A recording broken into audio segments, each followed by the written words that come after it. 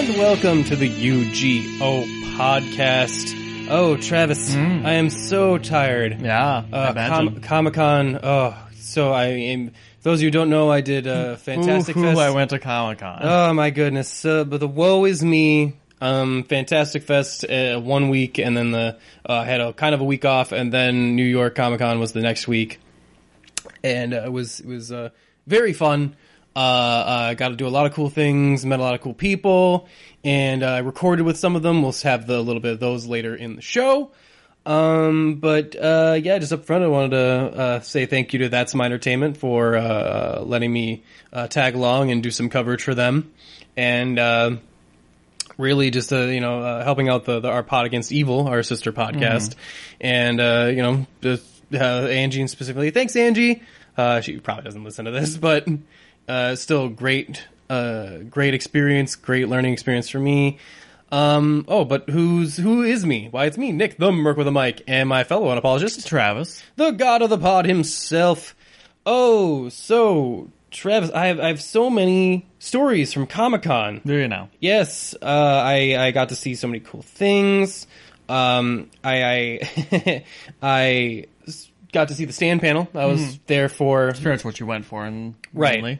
But we'll go into that more on our Pod Against Evil episode of talking more about that. But it was very fun. Got to see the third episode live with the crowd, and got to meet, do some interviews with some of the cast. It was very cool.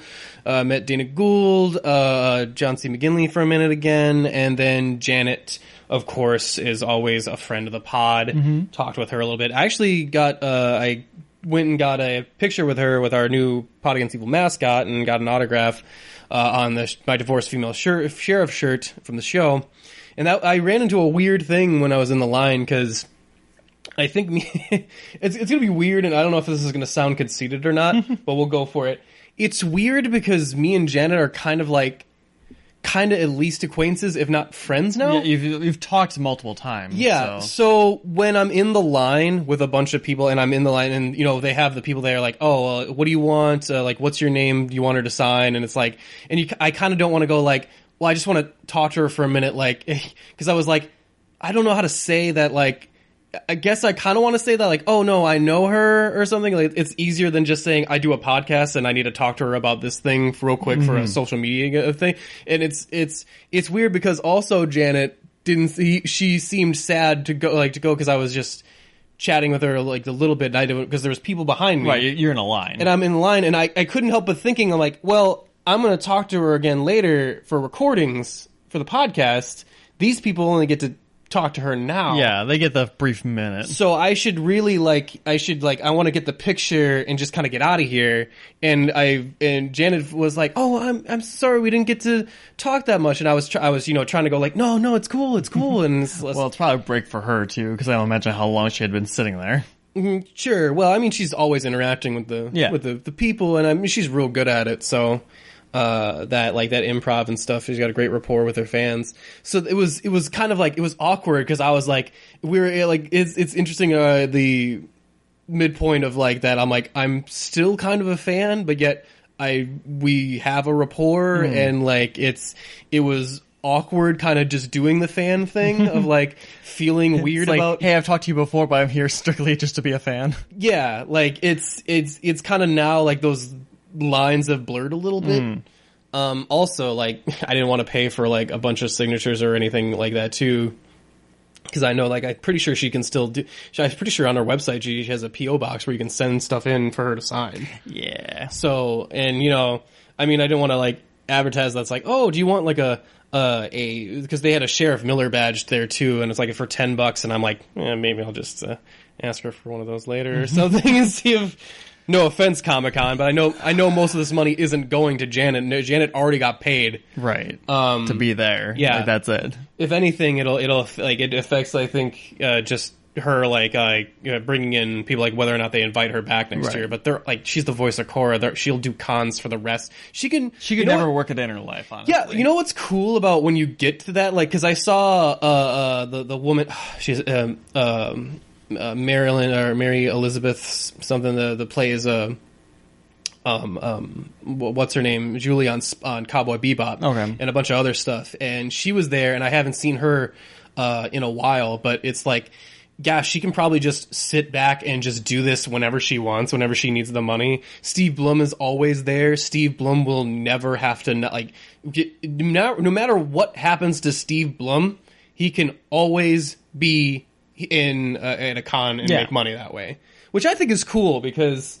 like, it provides a level of security for a little them. bit of a safety net, yeah. Yeah. Phil Lamar was also there. I got to see Twisted Tunes, which was really cool. Nice. They lit the place up.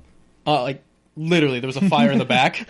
There's a fire in the back, and they had to cut the panel short because one of the popcorn machines got caught on fire. They went on for 45 minutes, so it was a pretty significant chunk. They did Clue, which was fun.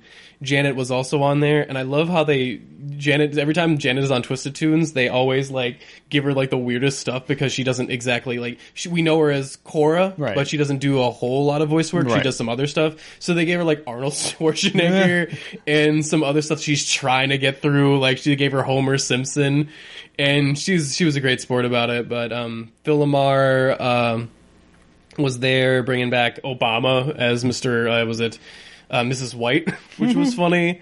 Maurice LaMarche came in last in the middle of it as a special guest, which was very cool. Nice. And yeah, that was Richard Horvitz, of course, was always fun, just doing Invader Zim as anybody. I forget if it was a Gray Griffin was there. Although they keep introducing her as Grey Delisle, even though she's now married and her name has changed. So I'm not actually sure if that maybe it was just her performance name. I mean, a lot of them do that, where they keep their original name as their voice acting name because it's more consistent. It's branding. Sure, yeah, I get that.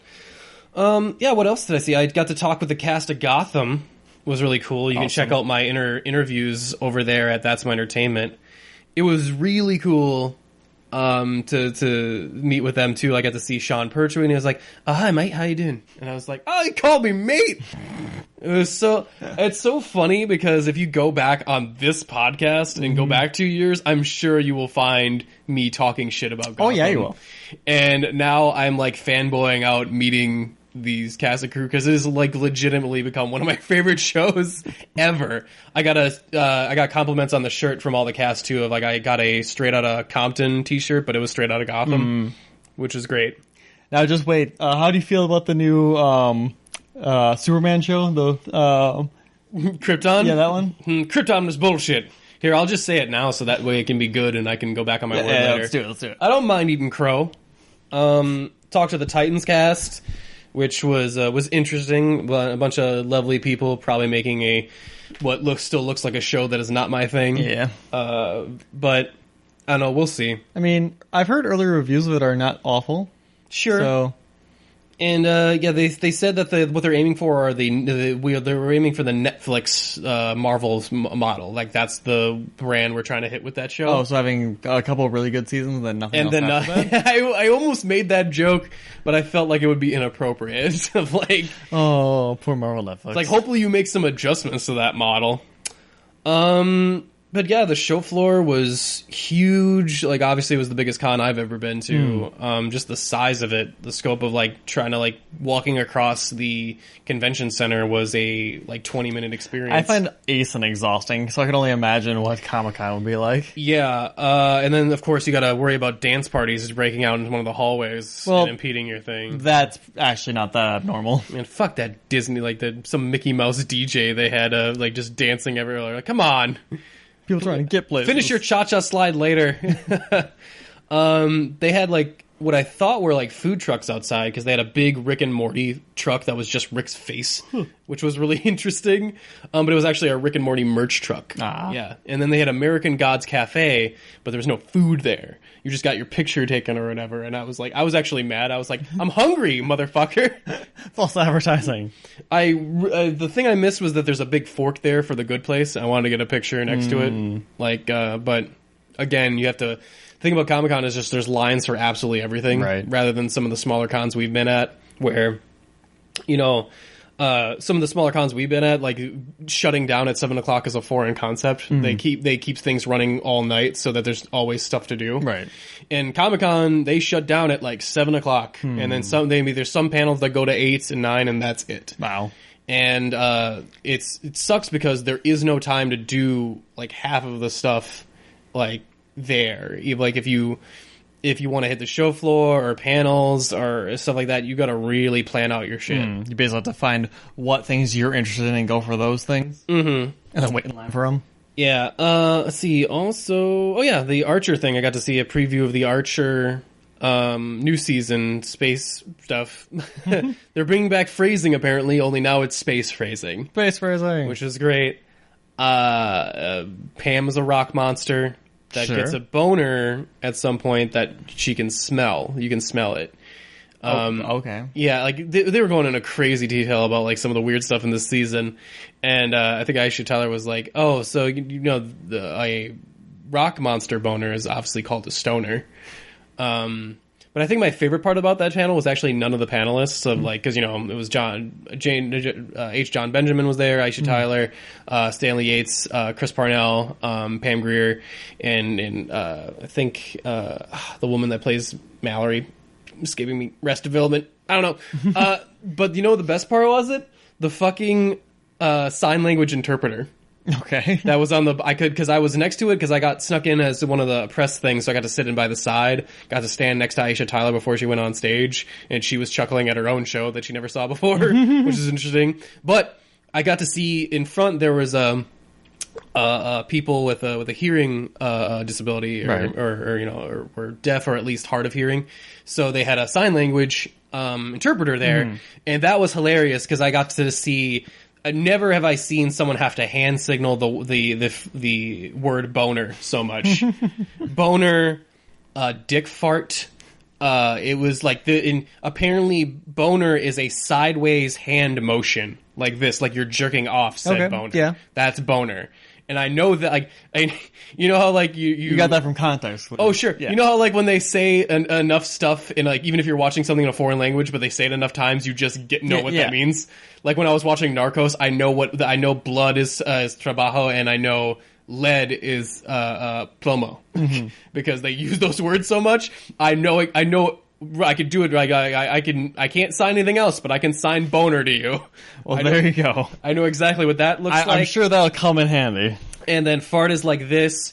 Dick fart is like both at the same time, which is interesting. Like, do they just make that up? Like, or have they heard dick fart before and that's the sign? Like, I couldn't tell you. Like, what, like, you gotta, like... You should have got an interview with him, is what you should have done. It was a woman, but, like, I really wanted to, like, just go up and talk, like, is there a vast dictionary, or do you have to make some of these up on the spot? Do they have their own conventions? Because if you've heard the word dick fart before, I want to know where. That's so... I imagine there has to be, like, an interpreter that's just for conventions, so they can be ready for that kind of shit. That they're just ready to improv? Because she did it without missing a beat. Like, it was nothing like, oh, yeah, dick fart. No, that's the sign. It's like, just utter confidence. Sign language is an impressive thing, man. But the most badass thing I saw there, while I was in New York, because it was my first time in New York, was a man in a business suit on a skateboard. Full like he was looking like fucking Michael Douglas in Wall Street, and he was sitting on a skateboard smoking a cigarette. It was amazing. He was transcendent. I was like, this man doesn't give a fuck what people are looking at him. I don't think New York has time for that. It's like, and he was just like a regular day. He was fucking. It was like Tony Hawk going to work on Wall Street. What the fuck is happening here? Like, just... That's amazing. It was awesome. Like, I gotta... I don't know who you are, dude. I tip my hat to you. It takes confidence to pull that off, and I don't think I have that. I don't have enough of that, I think. But I got pizza while I was there at what's supposed to be the best slice in New York, Prince Street Pizza. All right. It was pretty good. New York pizza has a different texture. Like, it's a little... I don't want to say chewier, but like kind of like how fish and like say calamari have a different texture. Like calamari is just a little chewier, like it takes a little longer to get it down, but not like it's not like leathery or anything. which actually might help you savor the pizza a little more. I don't know. I really enjoyed it. I liked it a lot. The pepperoni is what sold it, though. The pepperoni was so fucking good. Yeah? Yeah, it was really good. Again, you had to wait in for a half hour in a line for it, but... It's kind of guy for most things in New York. I almost visited the Soup Nazi from Seinfeld. Okay. But I chickened out at the last minute. I wanted to, because I was trying to because apparently you have to do the thing in the show, you have to actually order a Nazi of just money on table, sideways step, and then and get your order. And if you don't get bread, just let it go. So I was like, God damn it, I don't know. Play the bit. Maybe next time I'm in town. But yeah, also everything was so expensive there. The food trucks were making a killing because if you go into the convention, they have to check your bag and everything. And you got to, every time you leave and come back, they have to check everything again. Okay. So if you're in the convention, you don't want to leave unless it's absolutely necessary. I mean, that's not too different than a regular convention, not the checking part, but not wanting to leave. Mm-hmm. But yeah, you pretty much stuck with whatever you have to pay there to eat. Yeah.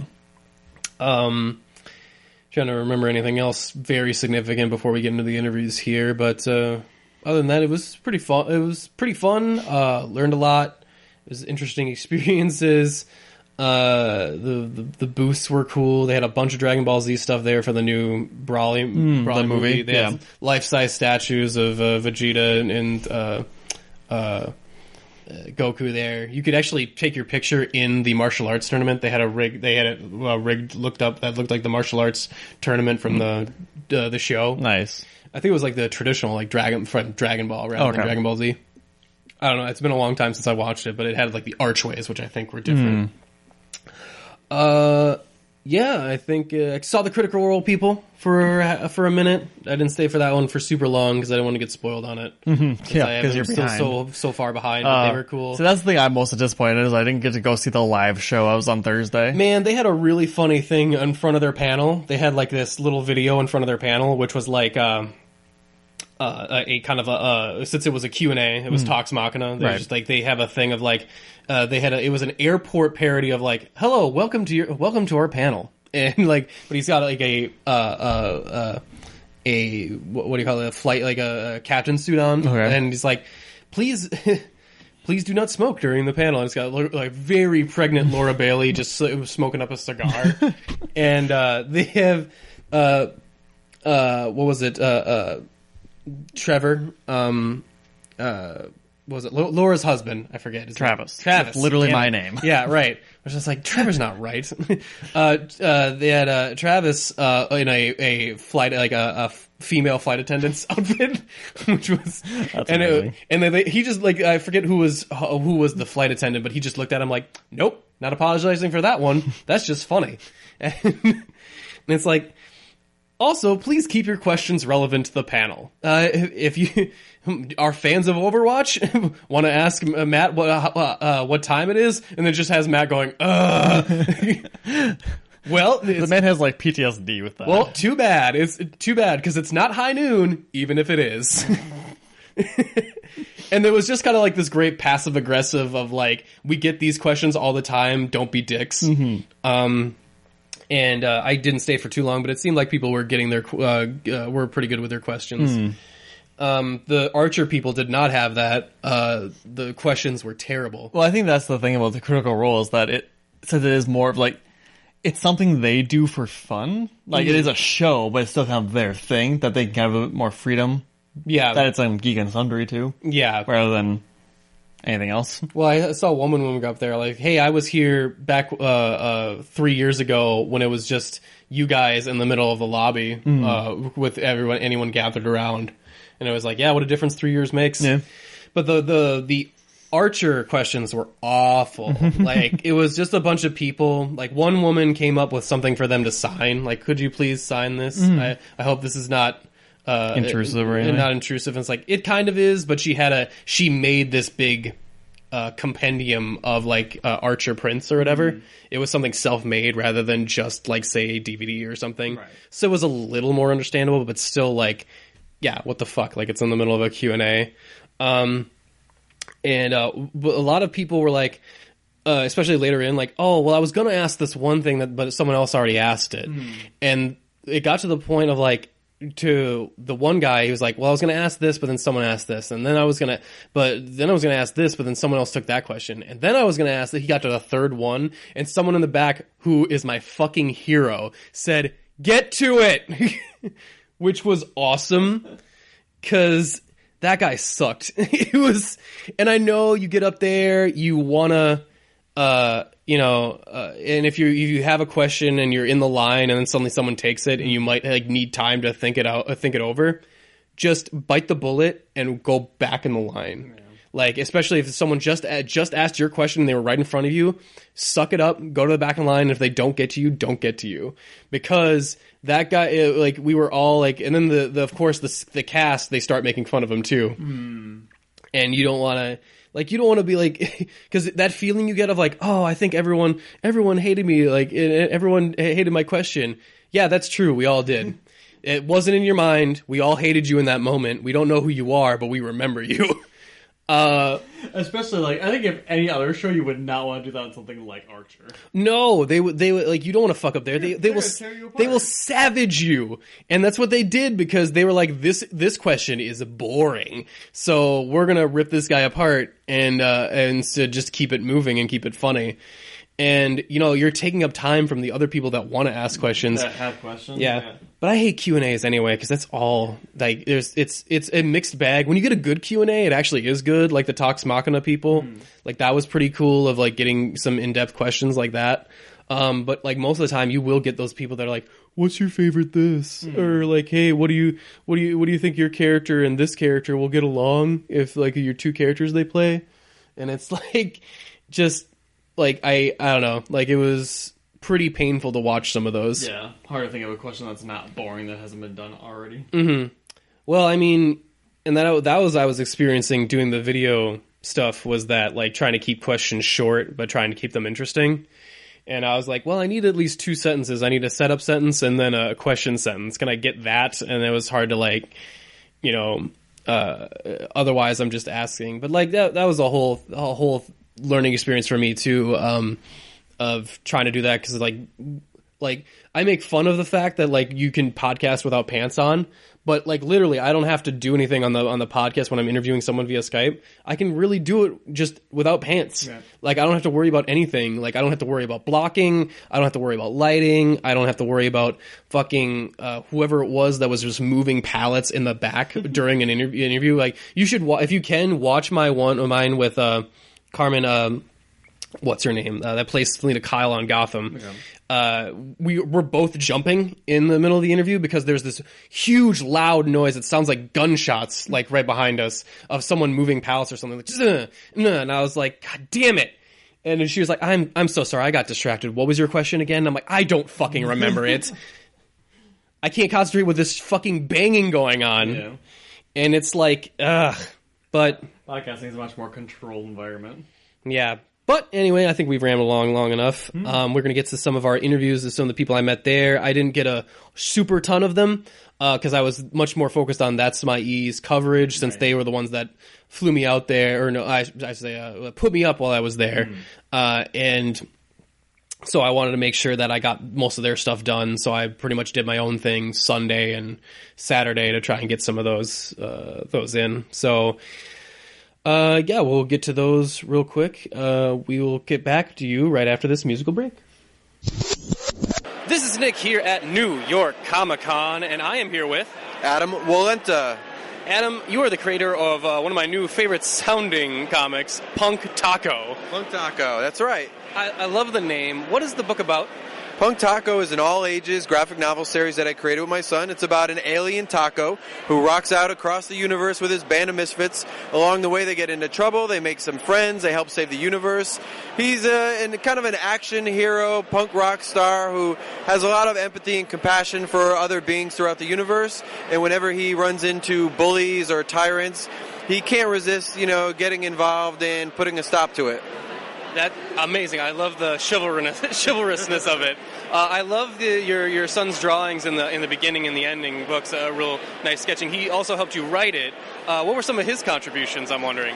He actually created the main antagonist, who is King Boogar, who is a giant cheeseburger tyrant who wants to take over the galaxy and make it great again. That bastard. He is. Oh. Indeed. He is a Boogar. And he created a lot of other things that are going to be involved in the second volume, but he helped create members of the band, as well as, Punk Taco's personality as well. Like, he really helped bring it together. Oh, that's fantastic. So would you say that this is a book that all ages can enjoy then, or even adults? Absolutely. We wrote it in a way, where it's adults can enjoy it, kids can enjoy it, teenagers can enjoy it. If kids can't read and, parents can read to them and the parents are going to love it. Once kids start to read, they're going to enjoy it, but there may be some words in there that they don't understand and they could ask or look it up in the dictionary, and as they get older, they'll pick up on even more things. So it's really like a timeless graphic novel that they could keep on their bookshelf and enjoy for a lifetime. That's fantastic. Well, thank you so much for taking the time to interview with us. Appreciate it. Where can people go to find your stuff? If they go to punktaco.com, they can find it there. They could also look me up at Adam Wallenta, WALLENTA.com. And right now we have Punk Taco Volume 2 on Kickstarter, so it would be awesome if they check that out as well. Well, definitely get that Kickstarter going. We gotta kick King Boogar in the nuts, that's for sure. Thank you so much once again. Thank you very much. Have a great day. Great rest of your con. Thank you. This is Nick at New York Comic Con, and I'm here with Stephen T. Siegel, man of action.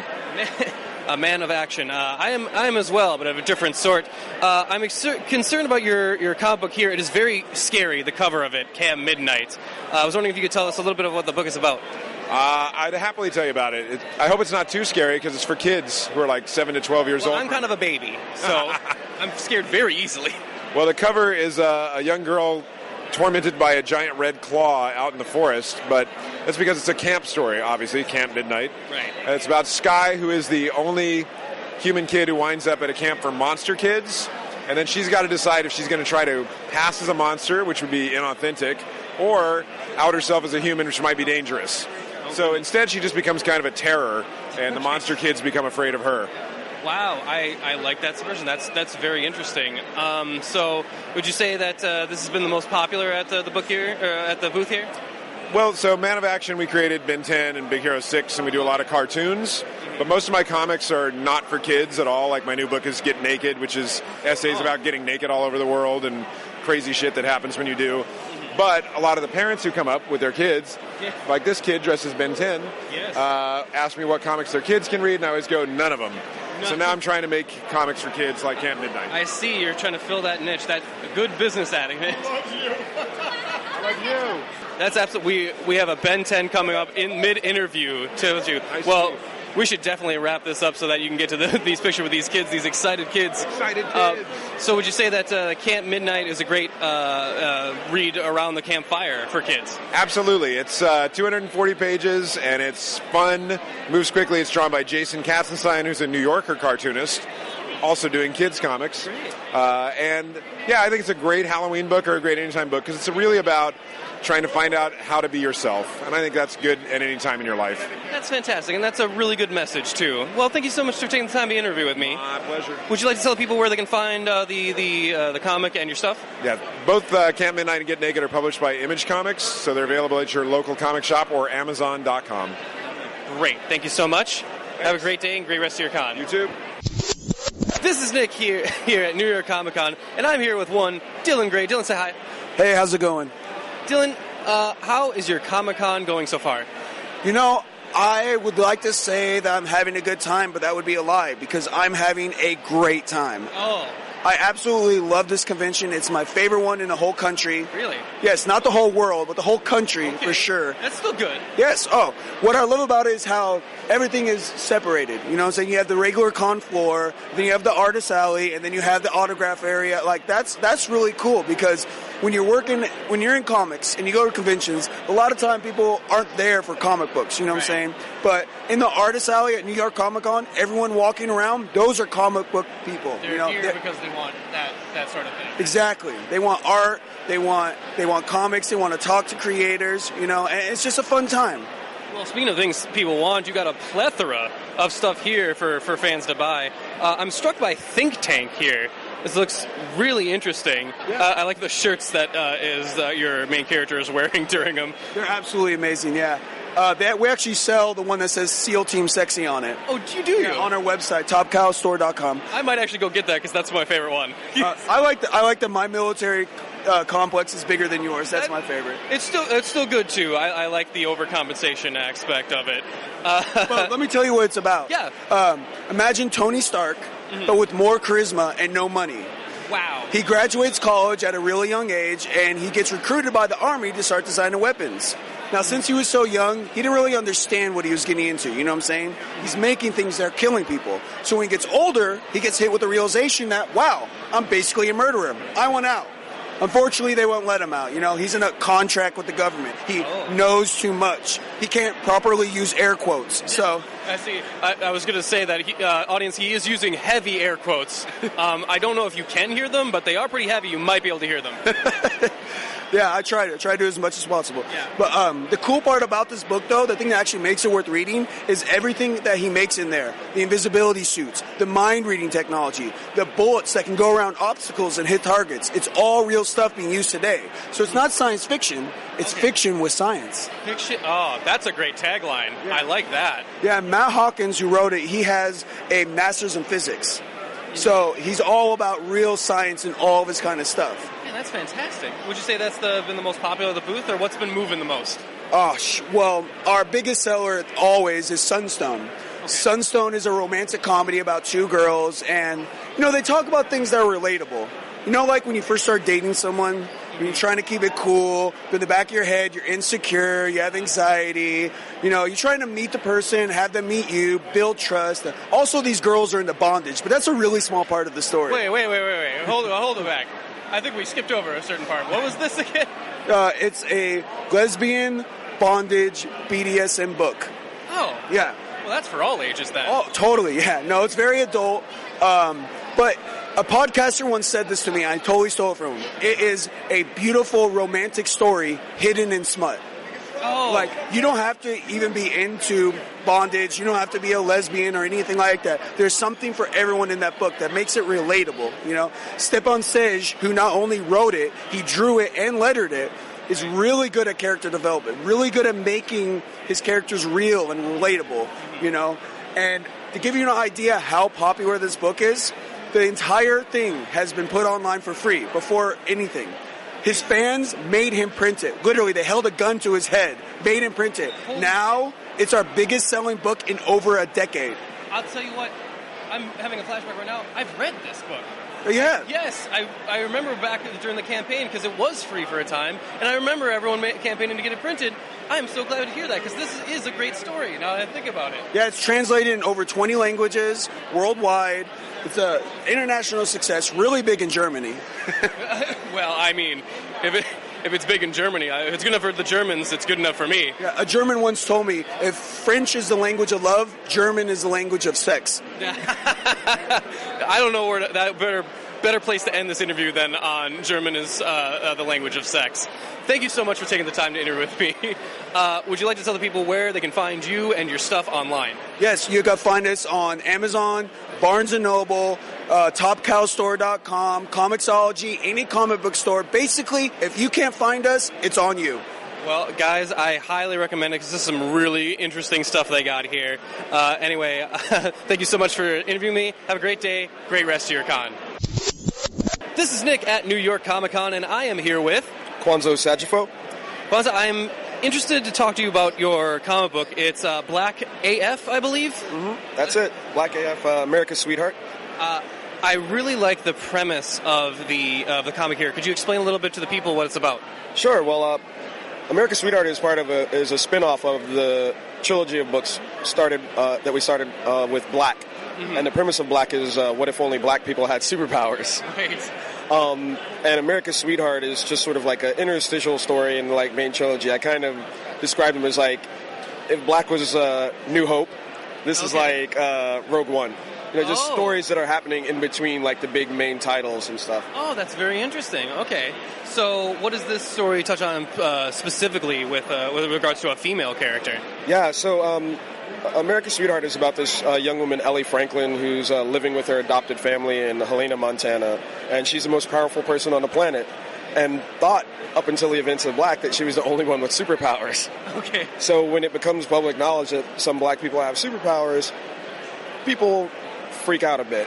And so in order to help them adjust and not see it as a problem, she decides to become a patriotic-themed superhero and goes out on, missions of, like, saving derailed trains, saving cats out of trees, and, like, plugging up dams, all of that good classic superhero stuff. Sure. But her conflict in the story is that while she's doing all these things, people still question her motives, and ask things like, why did you save that train in that neighborhood or that cat out of that tree? Oh, I see. Wow, so very it's a lot about that double standard that's often applied to people of color when they're doing altruistic things.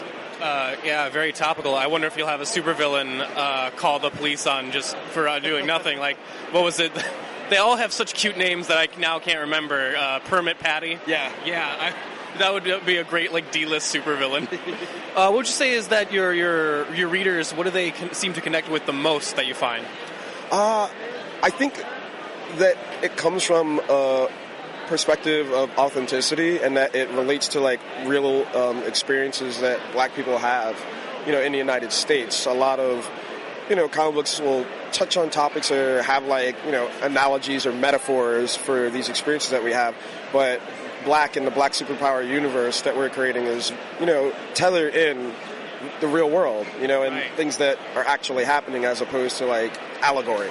Sure, there may be superheroes in it, but it's a very real story. Yeah. Very, very interesting. Well, thank you so much for taking the time to interview with me. It's been an absolute pleasure. People check out Black as Black AF, America's Sweetheart. Would you like to tell them where they can find the comic and your stuff? Sure. If you just go to blacksuperpower.com, you'll find out everything you need to know about our universe. BlackSuperhero.com. I love it. Or Black Superpower? Black Superpower. BlackSuperpower.com. I am so sorry. I messed that up already. Thank you so much for taking the time to be with me. Have a great day and a great rest of your con. You too. Thanks so much. Oh, and that was our Comic-Con coverage. Hope you enjoyed it. Hopefully we can come back next year. If Stand Against Evil gets a season 4, we can that would be probably. I don't want to say it would be impossible if season 4 doesn't happen. We will probably not go to New York Comic-Con because it is very expensive. Yeah. That's the reason I didn't go. I'm like, nope, I'm good. Yeah, I don't have $1,000 to drop. Oh man, like budgeting there of just like it's crazy. And what's interesting too of just like the Lyft drivers of like how close they drive, the fact that like the going back to the hotel was like okay, we take a Lyft to the train station, we take a train station to the airport, we take the airport shuttle back to the hotel. Like it's like this step-by-step process of trying to get home, and it's like you got to think about your moves 5 steps ahead. It was very interesting. I'd rather just be in Austin where you're just like, oh, let's grab a I Lyft. know. I'm so like Austin is such an easy city. I love Austin. It's just as cool. It's got as much cool stuff in it, but it's not as fucking like packed or busy and just like crazy, I guess is what the... See, what you should do for next time we go back to New York is just bring along a whole like ton of cheese curds and just pay your way through cheese curds. Still am not as good cheese anywhere as Wisconsin. We still got that. Pizza's pretty good though. I'm not really sure if I like New York pizza better than Chicago pizza because we have Chicago's not too far from us, so that's like 3 hours away. So I've had Chicago pizza before, which is also really good. I might have to just compare and contrast because I really am a fan of the deep dish, the thicker crust. So I think I'm leaning Chicago, but plus it's just easier to get. Sorry, any New York listeners. I think it still wins by a nose, but your pizza is very good. It is sublime. It's fantastic. With that, until next time, we are going to get out of here. Remember to subscribe to us on iTunes. Leave us a 5-star review if you enjoy our content. If you would like to follow us on any of our social media, you can follow us on @UGO Podcast on Twitter or Instagram. That's the same thing. Check out all of my Comic-Con pictures that I took while I was there. It was really fun. And if you would like to follow us on Facebook, it is Unapologetic Geek Out there on Facebook.